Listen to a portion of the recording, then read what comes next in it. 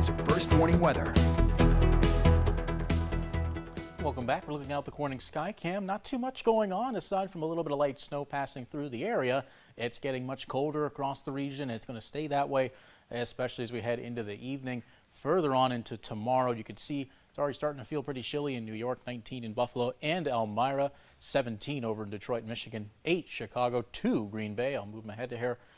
-3 in Minneapolis, Minnesota. Very chilly across the area thanks to that Arctic blast coming in. All this cold air coming down to the area. We're not going to be as cold as Minnesota, but we are going to see temperatures continue to drop down into the lower teens. So a whole lot of cold air coming into the region, and what's not going to help is the wind gust headed our way starting tomorrow morning, bright and early.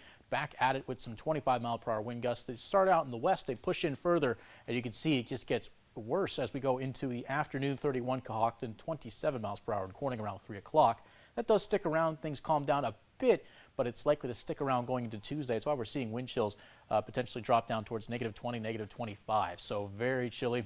Absolutely be ready for that. So here's the system that pushed through, a nor'easter-like system that made its way into the area. At least we're getting a little bit of those residual light snow bands here from the very western edges of this system.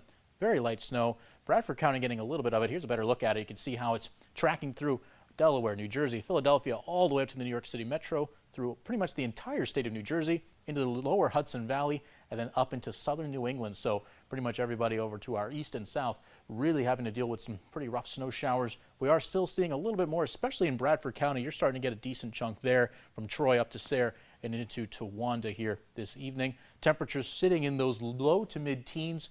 Tomorrow, likely to see a little bit more sunshine, but likely to get a little bit cloudy in the afternoon and evening. Could see a few light snow showers, but after that, not much snow headed our way after we get through Monday. You could see how some of these pushing in from the west. You could see just a few light bands there, but otherwise, unless you're closer to the lakes, you're really not going to be dealing with too much snow. But we are dealing with an extreme cold watch, or rather, this is a cold weather advisory. Of course, so it's changed for Tioga County, so that's going to go into effect at 4 o'clock in the morning here tomorrow. So just a couple hours away from that going into effect and sticking around for a couple of days into Wednesday. It's going to get very cold Monday evening. You'd see how chilly it's going to get there.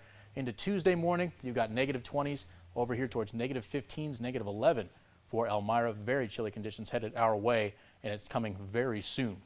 We forecast a high of 24, but we had a midnight high of 32, so that's the first one we missed this year.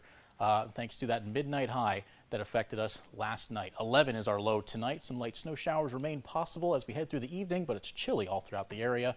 And beyond that, MLK Day looking like 16 for a high, 13 for Tuesday and Wednesday. Not much snow after Monday, but conditions staying very chilly until we get to Thursday.